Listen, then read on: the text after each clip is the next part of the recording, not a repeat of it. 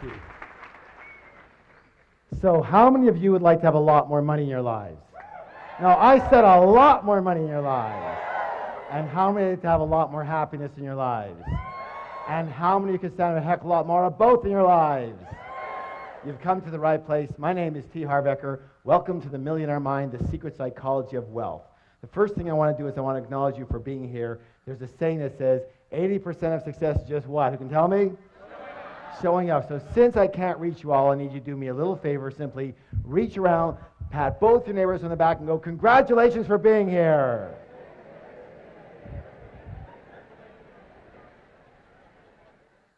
It takes a lot of courage to really have a look at your life sometimes and admit what's going on. And most of us, well, we're not the best admitters, are we? Kind of reminds you of this story about this lion who's walking along the path of the jungle. And he comes across a monkey. And he goes, hey, monkey, who's the king of the jungle? And the monkey goes, you are, sir, you are. He goes, that's right, and don't you ever forget it. Keeps walking along the path, and he comes across a snake. And he goes, hey, snake, who's the king of the jungle? The snake goes, you are, sir, you are. He goes, that's right, and don't you ever forget it. Keeps walking along the path, comes across a great big elephant. He goes, hey, elephant, who's the king of the jungle? The elephant just keeps walking. He goes, hey, elephant, who's the king of the jungle? The elephant just ignores him. The lion gets really mad, swipes the elephant on the butt, draws blood. The elephant gets angry, picks up the lion with his trunk, throws him around, fires him on the ground, stomps on his head, picks him up, throws him around, fires him on the ground, stomps on his head, picks him up, throws him against a tree, and the battered and bloody lion just lies there. Hey, you don't have to get mad just because you don't know the right answer. And you might as well laugh now because it don't get any better, okay? Anytime I do any training, I have 2 rules. How many rules? 2. How many rules? 2. Thank you. The first rule is really important. It says this: don't believe a word I say. Now, in all sincerity, why would I suggest that? That's right. Whose experience can I come from? Thank you. Just my experience. It doesn't make it right.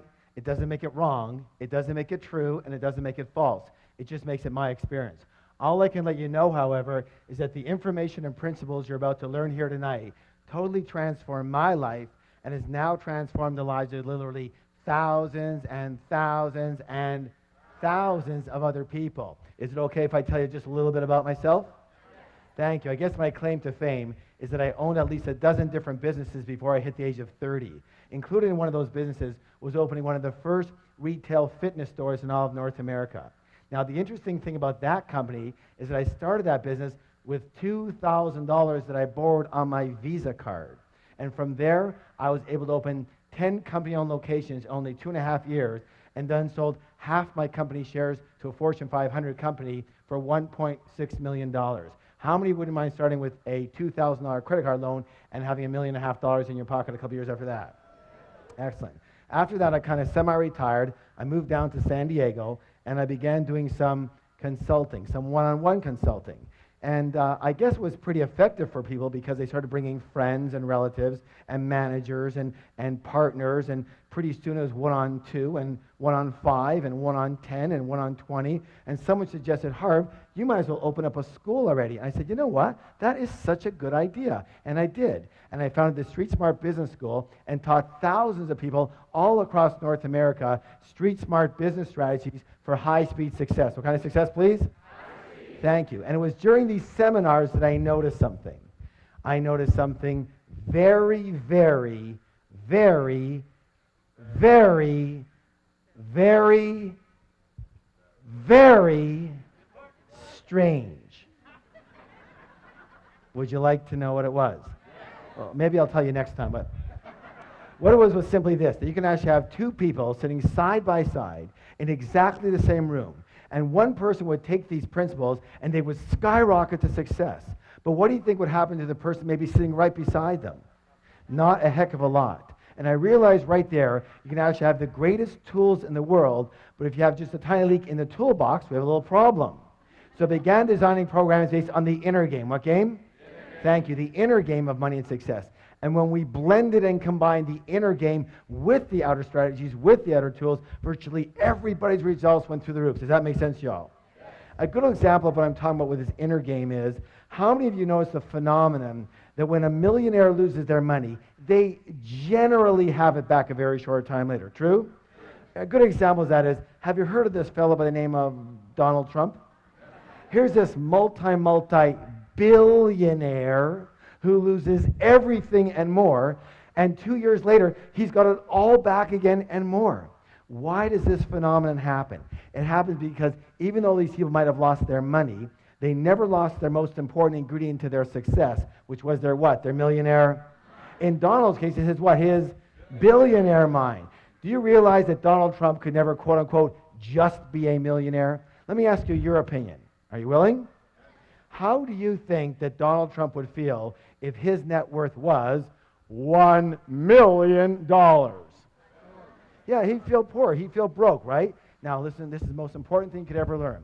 That's because Donald Trump's financial thermostat, his what? Is set for, everybody pick your finger up right here. Fingers up. Make a B with me. Billions, not millions. Most people's financial thermostat is set for, fingers up, thousands, not millions.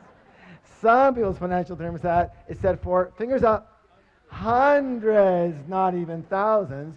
And some people's financial thermostat is set for, thumbs up, below zero. They're freezing, they don't know why. Which brings us to the psychology of wealth. It's very important to realize that we live in a world of duality. A world of what? Thank you. Help me out here. In and out. Give me some examples. Black and white, hot and cold, back and forth, left and right, up and down. Excellent. Excellent. Let's take right and left. Is it possible to have a left side without a right side? Left of what? You see, they're a comparison. So just as there are outer laws to money, therefore there must be what? Excellent. You know, the fact is that most people do not reach their full potential. Most people are not successful. 80% of individuals will never become financially free in the way they would like to be financially free. And 80% of individuals will never claim to be truly, truly happy. And there's a reason. Would you like to know the reason? The reason is very simple. That most people are a little on the unconscious side. They live only on a very superficial level of life, only based in the visible world, only based in what they can see. Now, a good example I'm talking about here is we're going to call this the tree of life. Tree of what? Life. Excellent. And on this tree grows what? Fir. Who said fir? Fruits. What's the word? Fruits. So we take a look at the fruits of our life, which are our results, right? And we don't like them. They're too small. They don't taste good. There's not enough of them, right? Well, what do we tend to do? Don't we tend to focus more and more of our energy and focus on those fruits, on those results? Yes? Except for one thing that we forgot. What is it that created those particular fruits? It's what? It's those roots that create those fruits. It's what's under the ground that creates what's above the ground. It's what's invisible that creates what's visible. True or true? Is that sometimes or all the time? Let me ask you a question. Is this the way it is in nature or not? Yes. Are you a part of nature? Yes. Then it may be the case that it might be the same with us, yes? Yes. All right, very good. So, the most important thing that I think people need to realize that they just don't seem to get taught anywhere is that we don't live in only one realm alone. We live in at least 4 different worlds at once. We live in the mental world. What world? The mental world. We live in the emotional world. What world? We live in the spiritual world. What world? And absolutely, we live in the physical material world. And what most people never get is that your physical material world, your results, what actually happens to you is nothing more than a printout of the other 3 areas. These are the fruits, but these are the roots that cause those fruits. This is your result, but these are your causes. Does that make sense? Yes? This is what's above the ground, but this is what's below the ground. This is what's visible, but this is what's invisible that causes what's visible. So, it boils down to this, that money in the real world, the real stuff, money, the physical reality, is nothing more than a result. It's a what? Result. Money is a result. Wealth is a result. Health is a result. Illness is a result. Your weight is a... We live in a world of cause and Let me ask you a question. How many of you ever heard anybody allude to the fact that a lack of money was a little bit of a problem? Anybody ever hear that? Let me say this right now. A lack of money is never, ever, ever, ever, ever a problem. It's never a problem. A lack of money is merely a symptom. What's the word? Of what's going on underneath. Lack of money is just the result. What is the root cause? Meaning that the only way to permanently, what's the word, please? Permanently change your outer world is to first change your what? You know what? We're going to give that some energy by doing a declaration together. Who can tell what a declaration is? A statement that we make what? Out loud. Thank you. And, you know, why does that work? And let me just put it this. I'm not going to get into the whole situation around it, but everything is one thing. Everything is energy. What is it? Energy. What is it? Energy. Everything is energy. And all energy travels in what? Frequencies and vibrations. So when we make a statement out loud, we are sending a vibration, A, into the universe, and B, if we put our hand on our heart, on our chest, we feel the vibration of that specific statement throughout the cells of our body. Yes or yes? You know, I know for a lot of you, you're thinking, oh my God, is this ever hokey? But the way I figure is this. I'd rather be really hokey and really rich than really cool and really broke. How about you? All right, please stand up. Let's have some fun. Let's have some fun with it.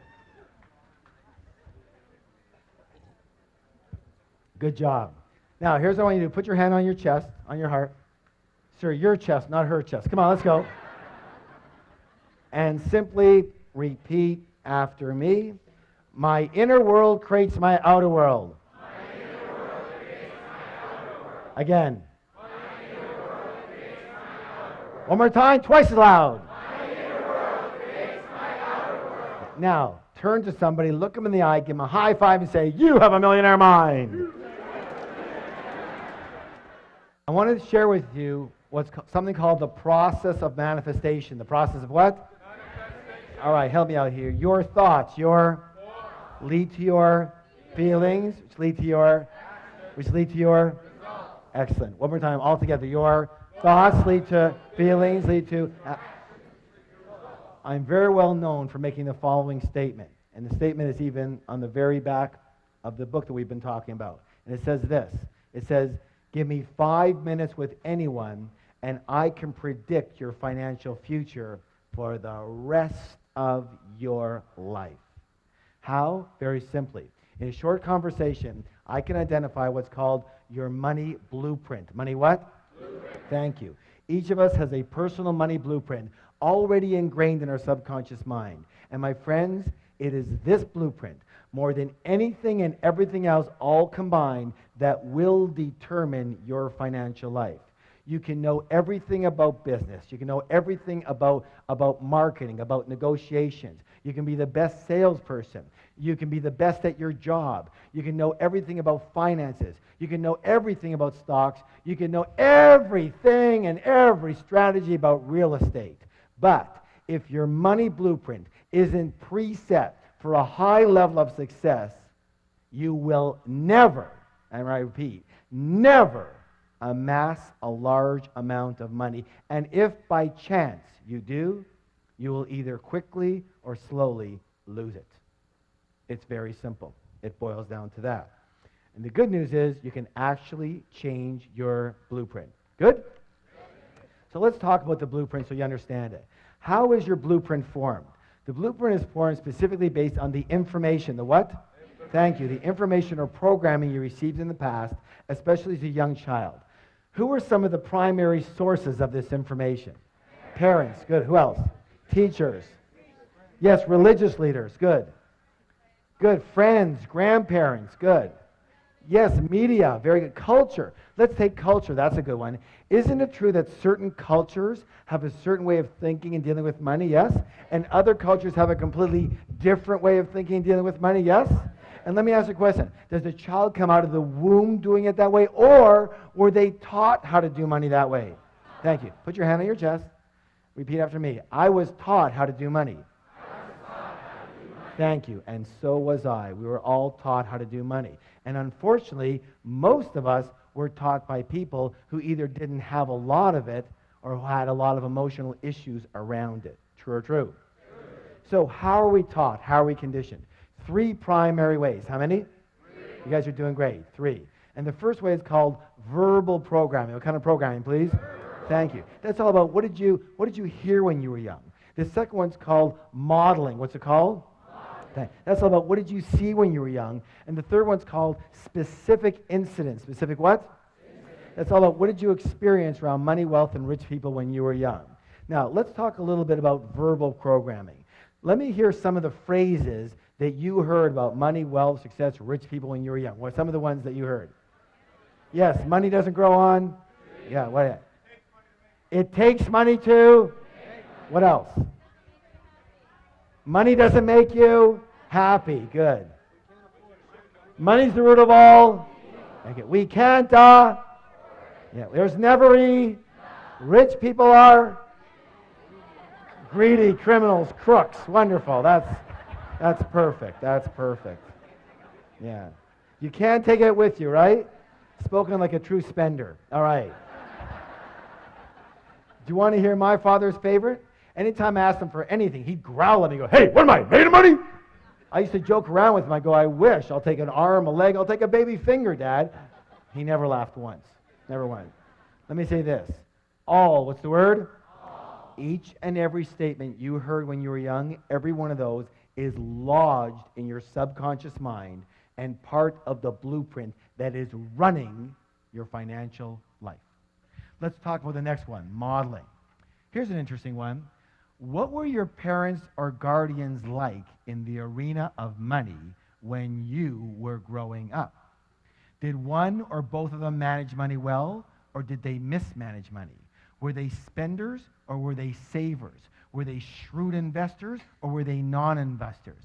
Did money come fairly easily in your household, or was it always a struggle? Let me ask you this. Was money a source of joy in your home too? Or was it a source of bitter arguments? Why are we talking about this? Because there's a saying that says this: monkey see monkey, and humans aren't far behind. So generally, we will tend to be exactly like, identical to one or a combination of both of our parents in the arena of money. Unless we're exactly the opposite. Why would someone be the opposite? That's right. It just depends on how angry you were at them or at the situation. You said, "I will never live like this again." Got it? The third way is called specific incidents. Specific what? Specific incidents. Now, the best way to talk about that is with my own life and my own wife. Her name is Rochelle, and when she was 8 years old, she would hear the clanging of the ice cream truck coming down the street, and she would run to her mom and ask her mom for a quarter, and her mom would say, "Sorry, dear, I don't have any money. Go ask Dad. Dad's got all the money." She'd run on over to Dad. She'd go get her quarter. She'd go get her ice cream. She was a happy camper. The next week, she'd hear the clang of the ice cream truck coming down the street. She would run to her mom and ask her mom for a quarter, and her mom would say, "Help me out now. Sorry, dear, I don't have any money. Go ask your dad. Dad's got all the..." She'd run on over to Dad. She'd get her quarter. She'd go get her ice cream. She was a happy camper. Question! What did my wife learn about money? Yeah, first of all, that men have all the money. So when we first got married, what do you think she expected of moi? I'll tell you what, it wasn't quarters anymore. Somehow she graduated. What did she learn about women and money? That's right, that women don't have money. Mom, the deity, didn't have any money, doesn't have money. Therefore, the way of being for a good woman to be is not to have any what? Any money. And so whenever she had money, she'd have to what? Get rid of it. And she was darn good at it too. You know, she's very exact. You give her $100, she spent $100. You give her $200, she spent $200. You give her $500, she spent $500. You give her $1,000, she spent $1,000. Then she took one of my programs. She learned all about the art of leverage. I gave her $2,000, she spent $10,000. There was only one thing we ever fought about. Can you guess what it was? Money. And it almost cost us our marriage. And all I can say is thank God that we learned about the material we're talking about now and how to completely recondition each of our own blueprints, and, this is important, create a third blueprint for the relationship. Create a third blueprint for the what? as an umbrella for the relationship. Now, I want you to know something. As many of you know, as many graduates, we have a 3-day Millionaire Mind Intensive program. And one of the things I'm proudest about that program is what we're able to do for people in relationships around money. Because I know what was hurting me more than anything and biggest pain in my life.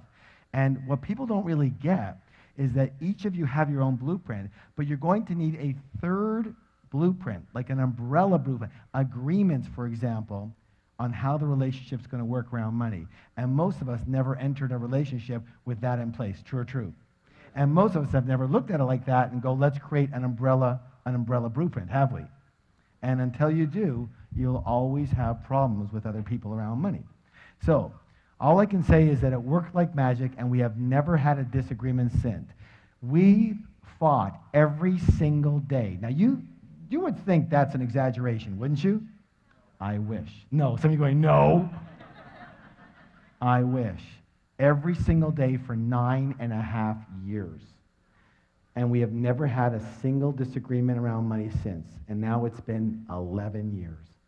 Good or good? All right, give that a hand. Hey, you can do better than that. Let me hear ya. So the big question, even bigger question, the big question is this. What is your current money blueprint set for? Are you preset for success, for mediocrity, or for failure around money? Are you set for struggle with money or for ease around money? Are you set for working really hard for your money? Raise your hand if you're a big hard worker. Come on, let me see it. Where are you? Good. Nothing more than a preset pattern or program. That's all that is. Or are you set for having a nice balance in your life? Are you set for having a very consistent income or an inconsistent income? You know, the up and down yo-yo effect. First you got it, then you don't. Then you got it, then you don't. Then you got it, then... Raise your hand if you know that one really good. Nothing more than a preset pattern. That's all that is. Are you set for having a very high income, a moderate income, or a low income? Do you know there's actual numbered settings? So are you set for earning, 25 to 50,000 a year, 50 to 75, 75 to 100, 100 to 200, 200 to 300, 300 to 500, nothing more than preset patterns and programs. And are you preset for saving money? Or are you preset for spending money? Or are you set for avoiding the entire subject, if you could? Absolutely. Are you set for managing money well or for mismanaging money? For picking winning investments or picking losers? For trusting people with money or distrusting people with money? How can you tell what you're set for? Well, one of the easiest ways is what? Look at the fruits. That will tell you what the roots are set for. Let me give you an example of what I'm talking about. If the temperature in the room is 72 degrees, chances are really good the thermostat is set for how much, guys? 72. Now, here's where it gets really interesting. Now, imagine that it's really hot outside and the windows are open. Is it possible that the temperature in that room could, say, get to 77 degrees? Yes or no?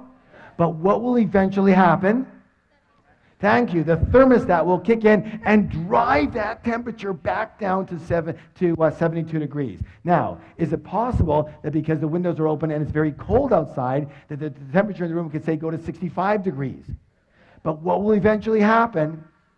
Thank you. The thermostat will kick in and drive that temperature right back to 72. Meaning that the only way to permanently, what's the word?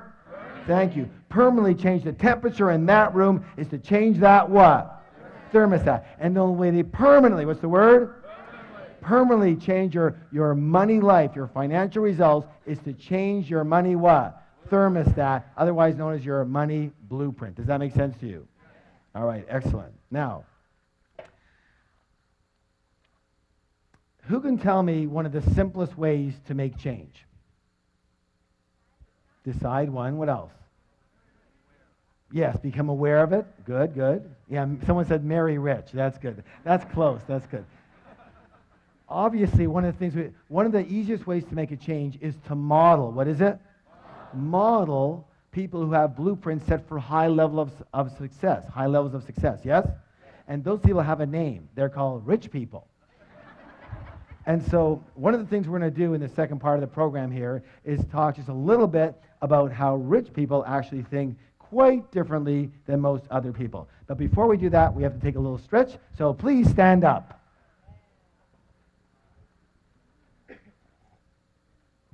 All right. Raising your arms nice and high. I want to hear a big, big groan. Let me hear you. Oh, good job. And this way. Oh, louder. And the other way. Oh, and backwards. Oh, and forward. Oh. Give somebody a double high five and say, you're awesome.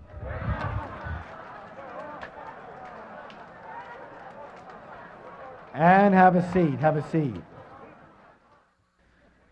All right, let's get into some of these things that are lots of fun. So, the first way that rich people think quite differently than most poor and middle class people, and when I say poor and middle class, I mean the mentality more than necessarily the result. Of course, it depends on that, yes? All right, so let's go this one. Rich people believe what? I create, one more time, twice as loud. I create my life. And most poor and middle class people, what do they believe? Life happens to me. Life happens to me. If you want to create real wealth, it is imperative to believe that you are at the steering wheel of your life. You have to believe that you are the one who creates your success, you are the one who creating your mediocrity, and you are the one creating any financial struggle. Consciously or unconsciously is still you. But instead of taking full responsibility for what happens to them in their life, most people, well, they play the role of the what? The victim. Now, you can always tell a victim because they leave 3 indelible clues. And we're going to go over these right now. But before we do, I want you to realize that I do fully understand that what we're about to talk about here has nothing to do with anyone in this particular room. But just in case you know someone who should have been here, make sure you bring them next time. Yes? All right. So the first thing they do is what? They blame, that's right. They blame the economy. They blame their type of business. They blame the stock market. They blame the real estate market. They blame the city they live in. They blame the taxes. They blame the government. They blame their employer. They blame their employees. They blame their manager. They blame customer service. They blame their partner. They blame their upline. They blame their downline. They blame their husband. They blame their wife. And of course, everybody wants to blame their parents for something. Or the next thing they do is they do what? Thank you. They justify their situation by saying something like, well, you know, money's not that important.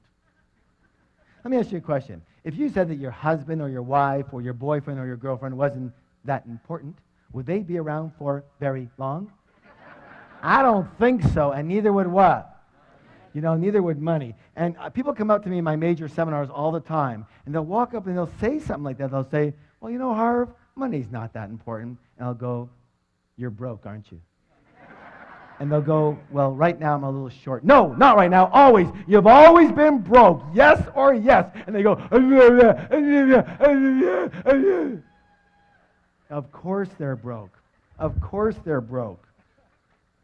If you didn't think having a motorcycle was important, would you buy one? Would you have one? Of course not. If you don't think having a pet parrot is important, would you buy one? Would you have one? Of course not. If you don't think money's important, would you have any? Of course not. You know, you can actually dazzle your friends with this information. The next time your friend comes up to you and says something lame like that, here's what I want you to do. I want you to roll your eyes up into here and look up into the heavens and put your hands up here on your forehead and go, you're broke. And they're going to go, how did you know? And you're going to go, what else do you want to know? That'll be $50, please, and you'll have a whole new business. Of course they're broke. Let me just say this for the record. Anybody who says money is not important doesn't have any. True or true? All right, now, the third one here is absolutely imperative. What's it say, please? Complain. Let me say this right now. Complaining is the absolute worst possible thing you could do for your health or your wealth. The worst. Why? Well, one of our other programs is called the Wizard Training. What kind of training? And that's all about how do you manifest what you want with elegance and joy versus a lot of struggle. And the way to do that is using universal principles. And so you can be in alignment with the laws of nature instead of fighting against them. Does that make sense?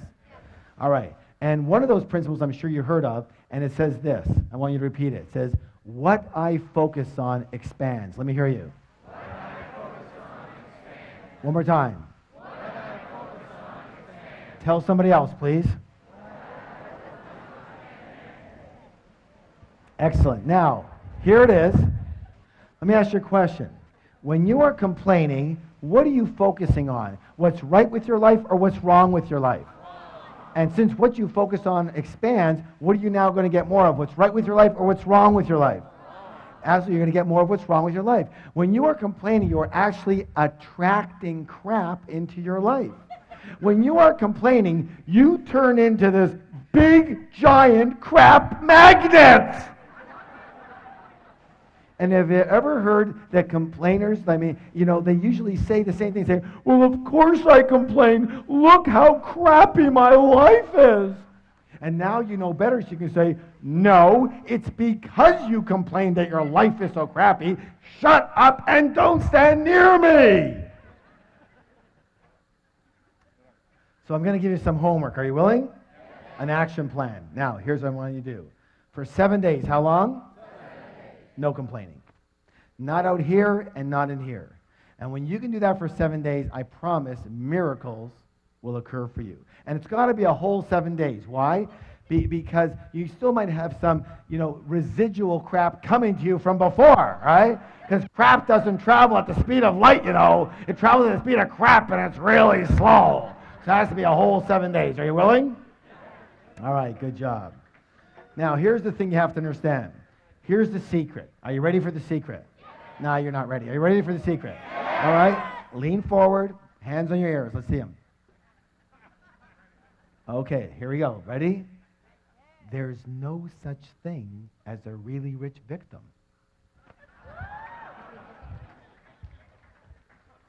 Yet being a victim definitely has its rewards, doesn't it?